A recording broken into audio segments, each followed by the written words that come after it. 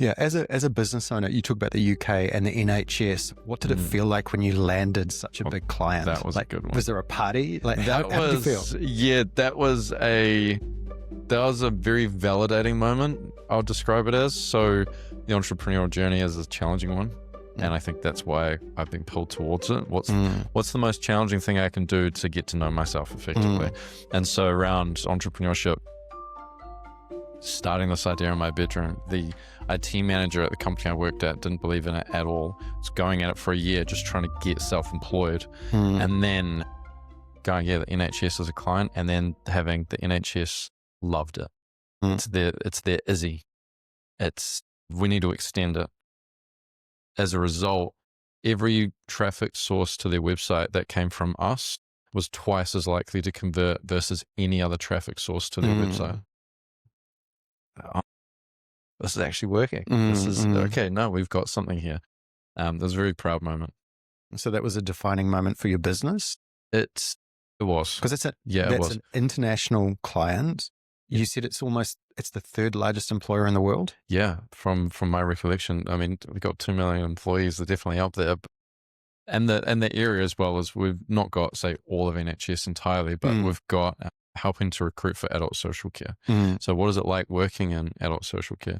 The value of it as well, I think, is something we're going more and more into behavioral science and applying behavioral science to how we conduct the conversations of the AI with an audience. And that's to help identify how we can help them best, but also help them recognize the help that we can give them. And so at a very simple terms, if you run a Facebook ad and you send it to a website, it's important to understand the context you have just caught them is when they are looking to switch off and they're just scrolling for their dopamine hit. That's the current brain state that they're in. Then when they click on a website, now they're on a website, critical thinking, evaluating, do I want to work in this? Do I not want to work in it? Different text they're seeing, not as rich imagery. It's a big jump.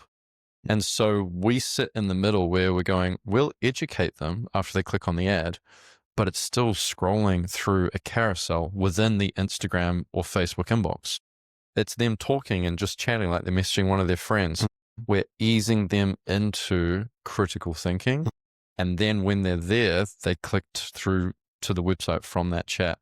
So that's why our conversion rate is so much higher, because the brain state they're in, we've climatized them to make a decision. It's those small things that then signing a client like the NHS, them seeing that value, it's like, okay. So look, I mean, this is crazy. I was reading your bio, right? You volunteer, you do volunteer work, you look great, proudly. You're in great shape. You go to the gym, you have a successful business, you're traveling. I mean, tell us a little bit about the volunteering work that you've been doing and also just how do you stay so trim? How do you stay in shape? How do you manage it?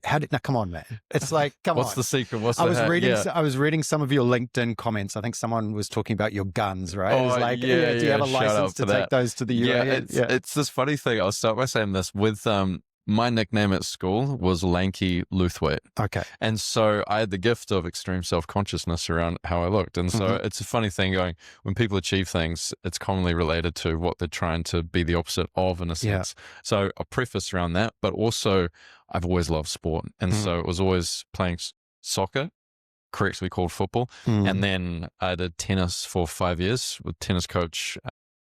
I became a qualified coach when I was 15, and then I was head coach running a club when I was 20. So that sport field then crossed over into physique, but also the day-to-day habits. There's no cheating. You do the work or you don't do the work. I love how pure it is. Was your nutrition on point? Because if you're, say, 20 grams off around your protein, long-term, it makes a difference. So I love how pure that game and that sport is. So yeah, I'll start by saying around that. But in terms of, just doing all of these things in the volunteer work, it's what to me looks like a fulfilling life, and just doing that. I mean, I think it's pretty simple. The term fulfillment's an interesting one. I mean, underneath that, for me, I simplify it substantially. I think life can be very, very complex. Why do we have to make it even more complex in how we want to live it? And so for me, I just go, right, what am I interested in? Go and do what I'm interested in. It can be that simple. And that's why I like playing football. I'll go play football. I like doing tennis. imagine if I could earn money doing this. That'd be cool. Became a coach. The music we were talking about before, I did DJing for 6 years. I like sharing music with my friends. I also like going out because I'm 20 years old. Hey, that would be pretty cool. Let's go do that. And so same with the physique, same with the business side of things. And so it's just living life in that manner. And that volunteer work is a really big part of it. So my family, my mum was diagnosed with cancer when I was 18. And then she was then diagnosed stage 4 when I was 24 years old. She passed away when I was 28, 29, about 2.5 years ago. So you can work out my age, do the math there. So our family had a lot of people helping us. Beautiful charity called Sweet Louise. They help families impacted by terminal illness. And then another charity that helped us, which was actually the last holiday I ever had with my mum, was thanks to the Time Out Charitable Trust in New Zealand. And what they do is they bring people together who own a batch and families impacted by terminal illness, and they then bring them together to give them a free holiday and help make the most of those memories and make that time. And so the opportunity came up where they needed somebody, I guess, with the age that I'm at, connecting with that audience and the marketing of new marketing approaches. That's the guidance I did as a Time Out board member for a period of time. And yeah, it was brilliant. It was great to give back after they helped us make memories with my mum for the last time out on holiday. So yeah. And with all of those things, you know that one of the premises of these podcasts that we do now, we're coming up to 40 podcasts, revolves around ikigai, right? And that's that what you're good at, what you love, what can have impact, and also what you can get paid for. I'm going to ask you a really honest question, and you can answer it. We can edit it out if you want. But when I look at you, like I say, you're in great shape, you're successful, you're doing things that have a high degree of empathy, a high degree of impact at a social level, but also at a business level as well. Do you feel, when you go to bed at night, do you feel as though you have balance within your life? Do you feel, no one ever feels like they've got to whatever crazy destination we're supposed to get at? That's a whole lot of rubbish, right? But do you feel that you have balance? Do you feel that you have the right balance in life? I have the right balance for the phase I'm in right now. Okay. So a prime example, love life for me doesn't exist right now because it just doesn't.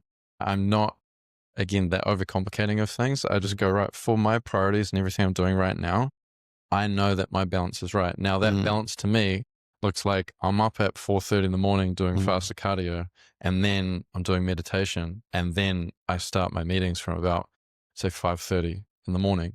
And then I'll work through to about 2:00, have a lot of pre-workout, go to the gym. And then the pre-workout kind of runs me through until maybe like working till 6 or 7 p.m.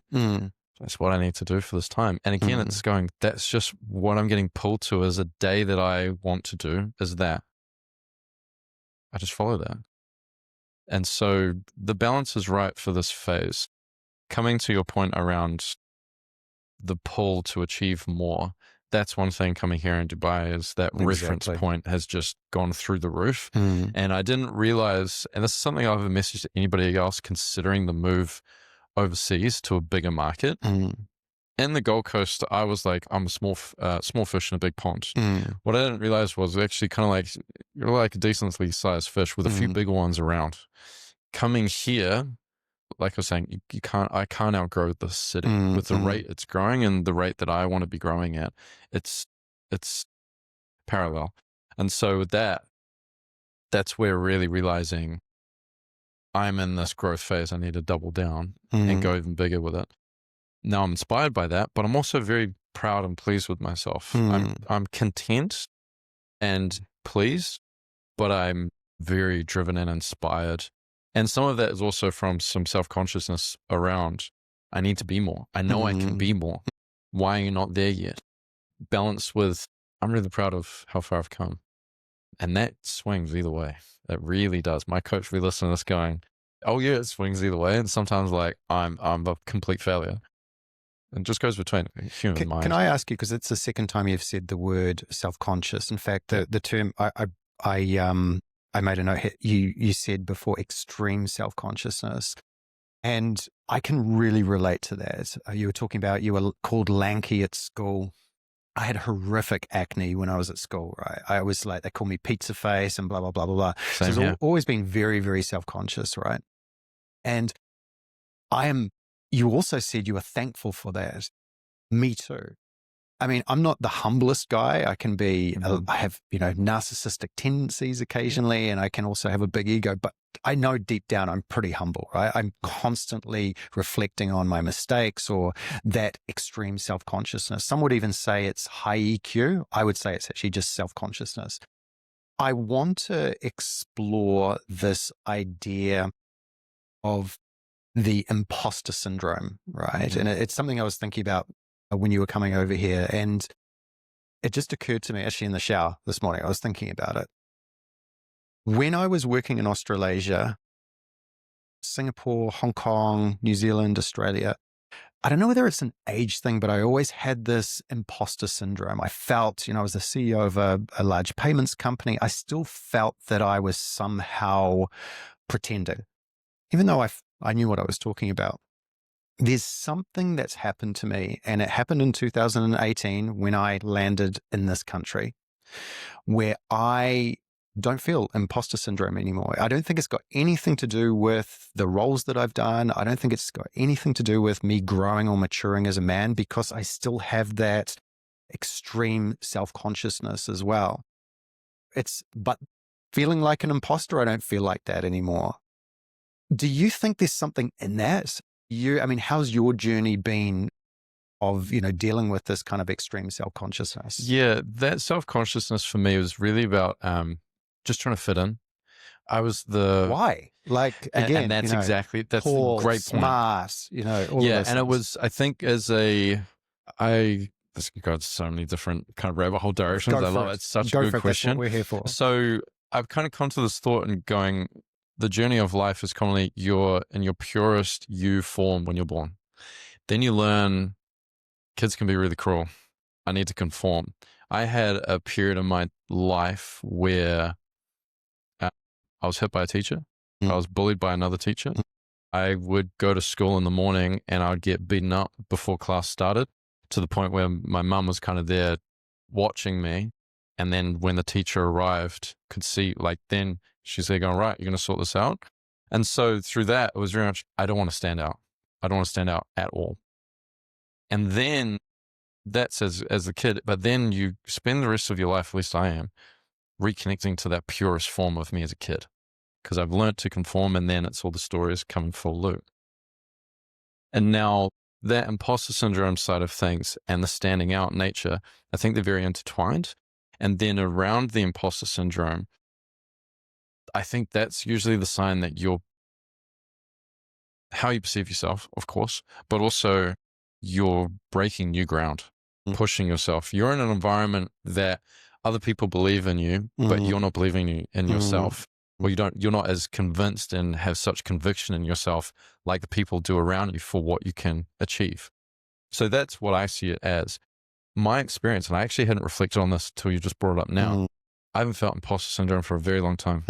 Very, very long time. That's fantastic. And that's something I literally didn't realize until you brought that. So I thank you for that. Part of it as well is I've worked so hard for the last 5 years, growing the business, doing the work, knowing this, knowing that, that now I'm like, I'm nowhere near where I feel I deserve to be. What the heck's that about? I've done the work. We bring tons of value. What's this or this? We should be so much further up. You want to be I'm more on the other side of things. So yeah. Okay. And that's something working with my coach and going, okay, why is that? And the depth of work that we do, shout out Mike, is realizing for me, once I allow myself to kind of receive and have that level of success, it all links back to my mum, where I now have such a different life and embodying such a different person that she got to meet. And so I'm resisting allowing myself in a sense to explore that and step up to that level. It's fighting against the connection I have with my mum. Okay. So that's one, say, avenue to run it. And then there's also around strategy and going, just not been doing the right strategy to get to that point, break it down and kind of go between the logic and then also how am I feeling internally and what's holding me back. Very, Very beautiful question. Yeah. That's really interesting. You talk about parents, right? And how you're 31. 31. Okay. Yeah. You're twice the man I was at 31, right? It's taken me to get to my 50s, and it's actually taken me a second marriage and living with a psychologist who has a master's in HR, who's constantly analyzing me. So I'm her number one patient, and that's my wife. It's taken me to get to my 50s to really start looking at the impact that my parents had on me, and same with my mother as well, and to reflect on what the relationship is that I had with my parents. And I think that that's something really important. We kind of overlook. We just think we are who we are. There's nature, nurture, there's a bit of genetics thrown in there. But the impact and experiences we have with our parents. My mum was very sick in her 40s, and it's something that she's never really got over. And I realized even just through that experience, how it's impacted my view of when I see people unwell, and I can't overcome the emotions, how I feel about getting sick. Thankfully, I don't get sick a lot.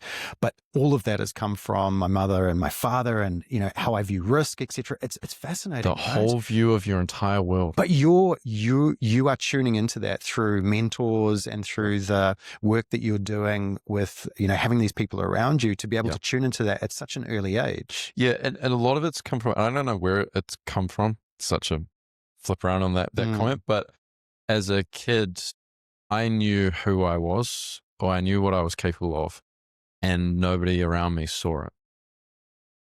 There was a high performance sports academy that I didn't get into. Why not? That was a big thing. And then working with coaches, kind of going, the story that then developed is you don't think I can do this, watch me do it. And that became a big push. Okay. And so again, what I hated at the time has become a beautiful gift. And going, to be honest, I think one of the reasons being is they didn't have anything for tennis. It's probably about it. Could be simple as that. But that has become the story in my mind. So a lot of the pushing is, who can I become? What is the depth of the man that I can become? And there's beautiful meditations I've done, such as meditating and saying thanks to my past self, while also having the 55-year-old version of me there saying, thanks to you too, dude. Like, because you're doing the work that me in the future will be thankful for. And then I can ask in that meditation, hey, like, what advice do you have for me to whatever version of myself in the future comes back that I see as something I'm evolving into?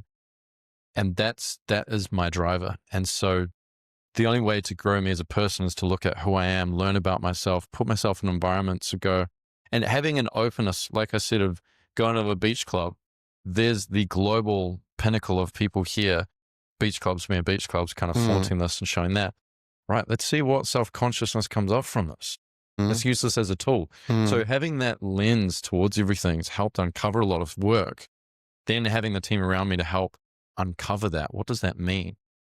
Also is like I've done a few silence retreats. So for 3 days, meditating, no talking, no eye contact, no writing, no technology. Is that Vipassana?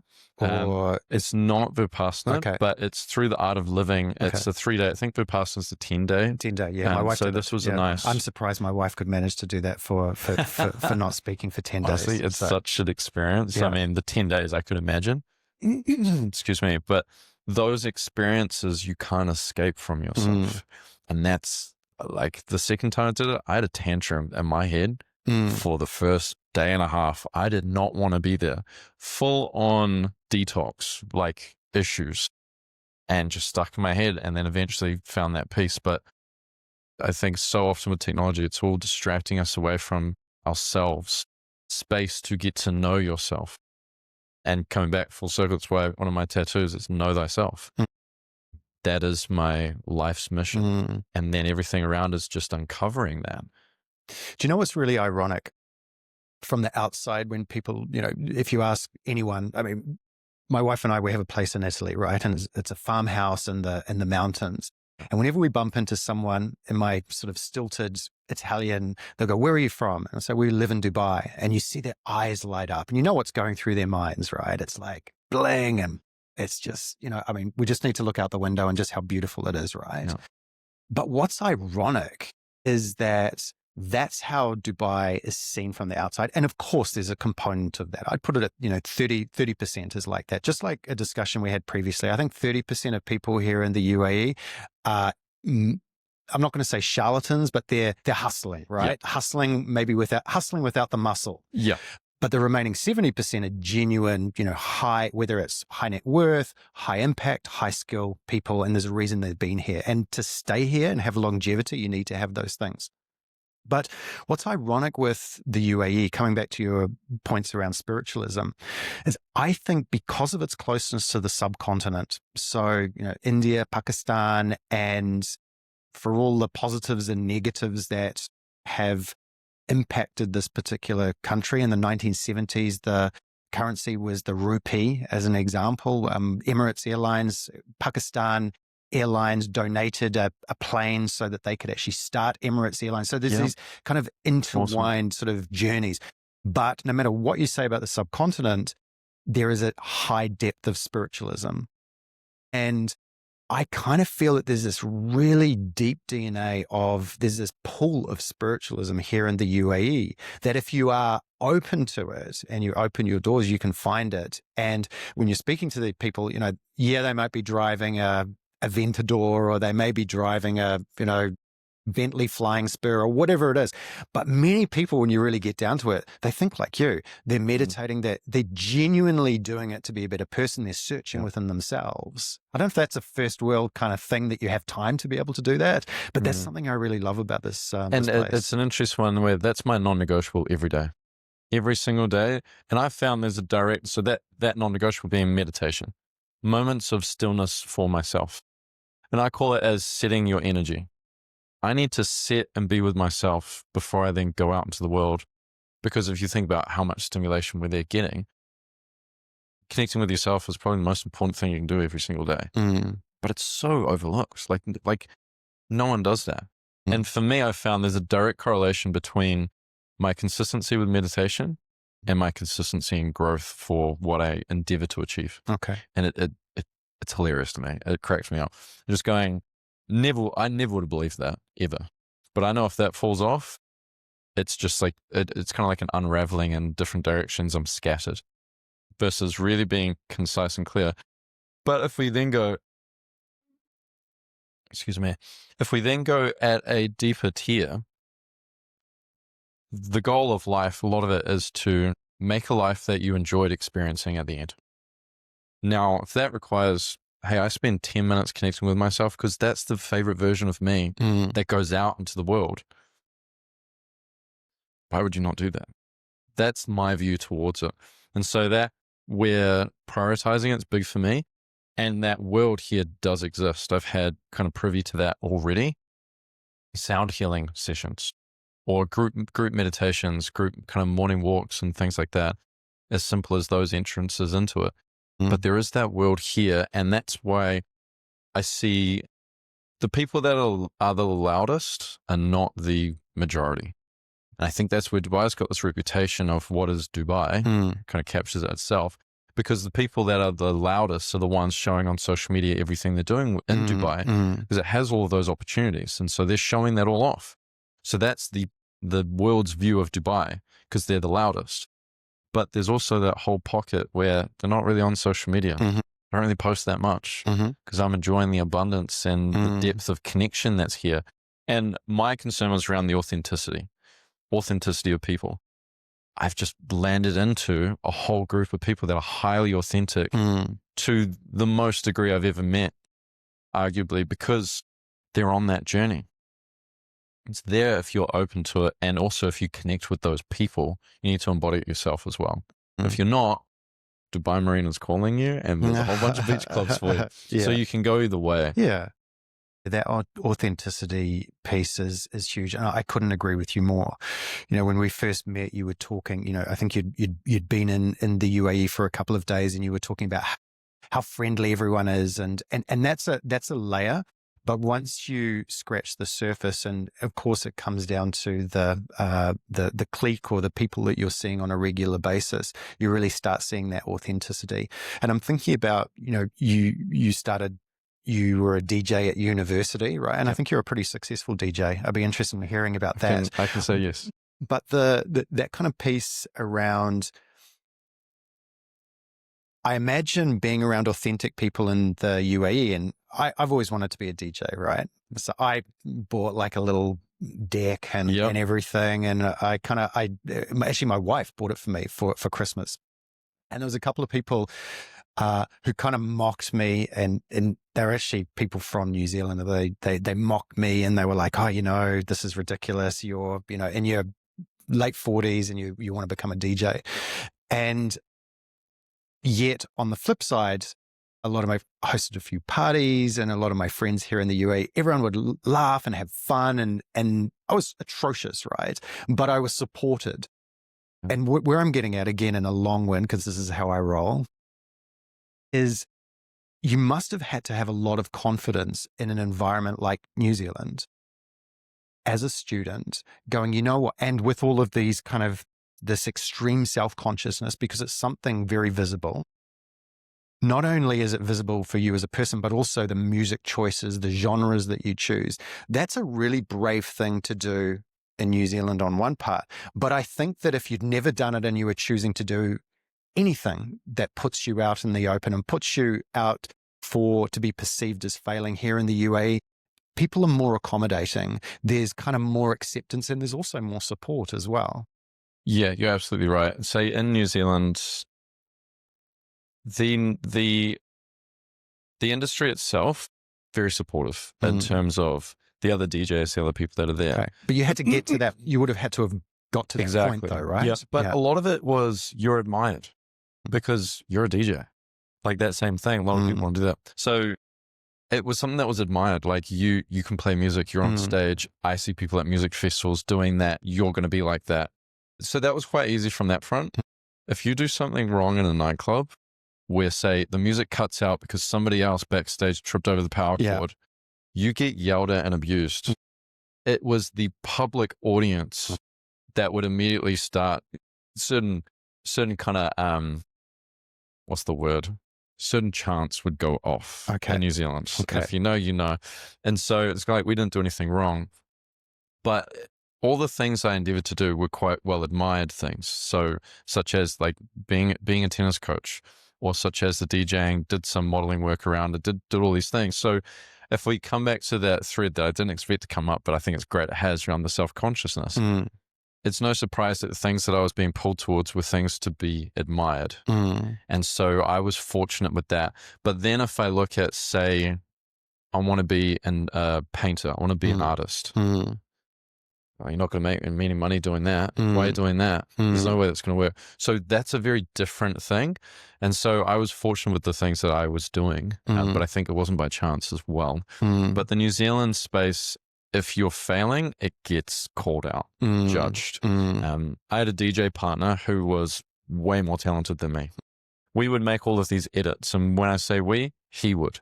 And so those would get played by, I think like Skrillex might have played one of them. Diplo has, Alice in Wonderland was on BBC Radio 1. All of that. So he was extremely good. And I was kind of there through exposure and immersion with him. And then I was more on the business side in a sense. Now, when he's playing and versus when I'm playing, he's way better, creative, more ideas.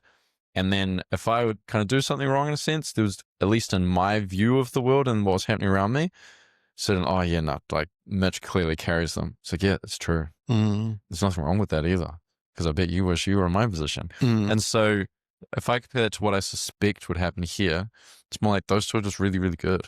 Or yeah, like that is the makeup of it, but Josh adds that value. It just feels like there'll be more acceptance of that versus the, bit of jumping on the bandwagon. So as we wrap up, we've talked, and like you say, the kind of thread that we keep coming back to is maybe more at the spiritual level, right? Around self-consciousness. And, we've talked about different jurisdictions and how they operate and the differences. I want to get your opinion. Of course, what is everyone talking about at the moment in the technology space? It's artificial intelligence, right? which in many ways you could argue is the antithesis of what we're talking about: meditation, spiritualism, knowing oneself, being self-conscious, all of those kind of key rocks that we grapple with as men. And I'm not being sexist here, but it is two guys, and these are things that we grapple with. This imposter syndrome, they're not exclusive to us, but they're what we feel. So when you look at this kind of, this is the discussion of, I would say, people who have a high degree of empathy, who are introspective, but at the same time have got a desire to succeed in life. How do you see that skill set, or the importance of that skill set, fitting into a world that you're building, that you're actually championing, of automation, of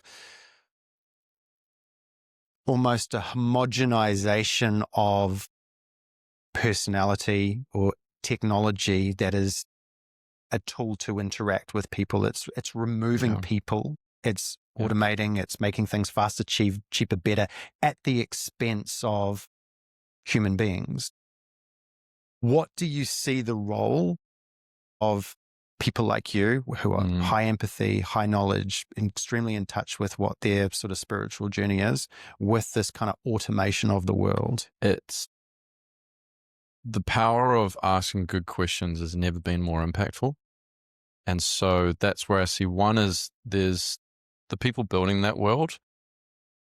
Elon said some good things around it needs to be done very carefully, extremely carefully.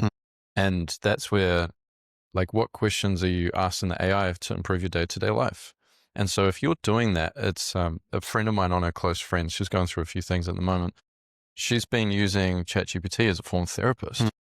And it's like bringing her to tears, because it's just whatever the means of delivery, she's receiving that information and it's helping her really reflect. So people such as myself, we can raise awareness that that's the value and impact it can have in your life.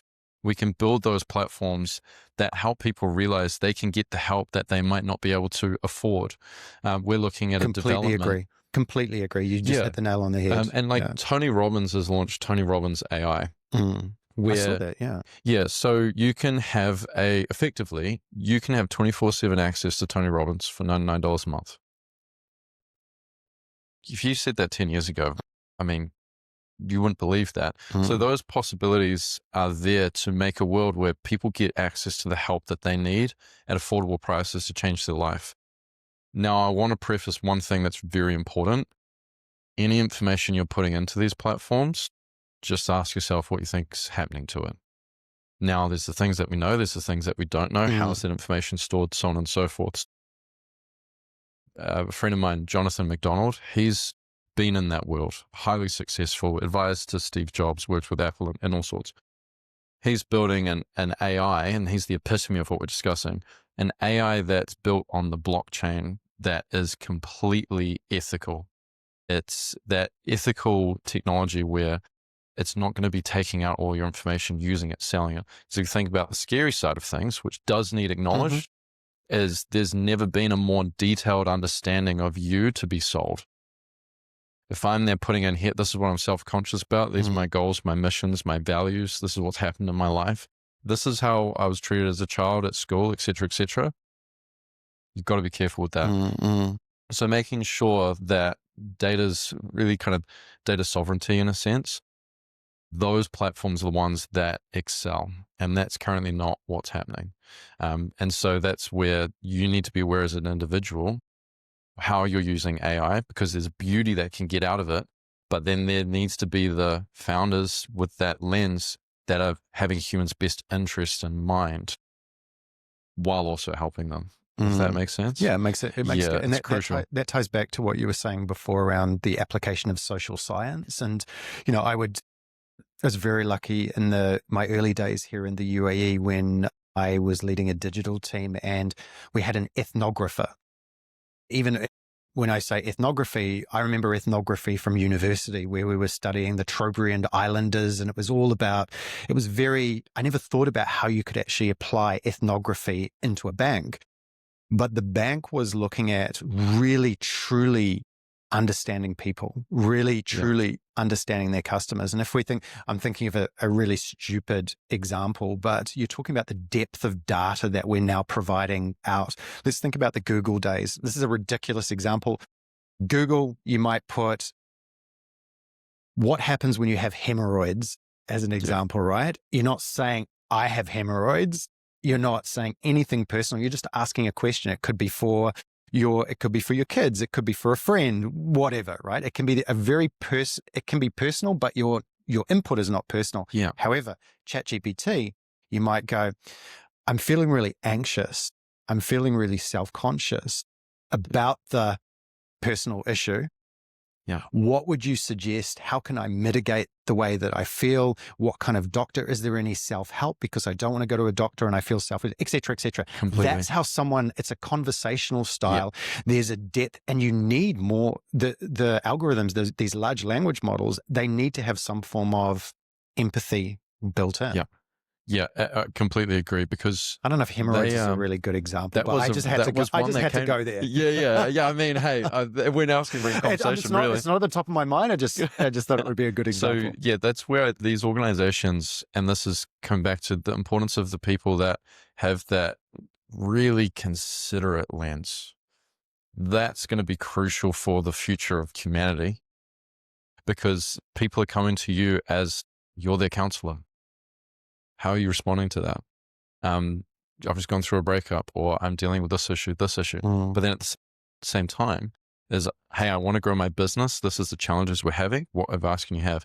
So it needs to be considerate to that. One thing I realized did a disservice. I didn't say the name of that platform, I don't believe, before. It's called self.app. Okay. That's the platform that I use, that one. I don't use any of the other ones, because that is the one where I know my interests are at heart, not... Yeah, we're helping users, but also there's other opportunities. But yeah, the importance of asking the questions, and importance of being very, very considerate of the responsibility that AI is playing in people's lives.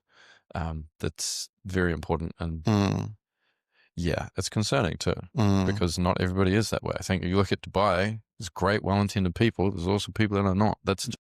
That's how the world rolls. Exactly. And so you need to know that's the case. But I think it is very beautiful what AI is enabling for people's day-to-day lives, like that person getting the help that they need, and the clarity it can bring to people, helping people get clarity on the future of how they want their life to be.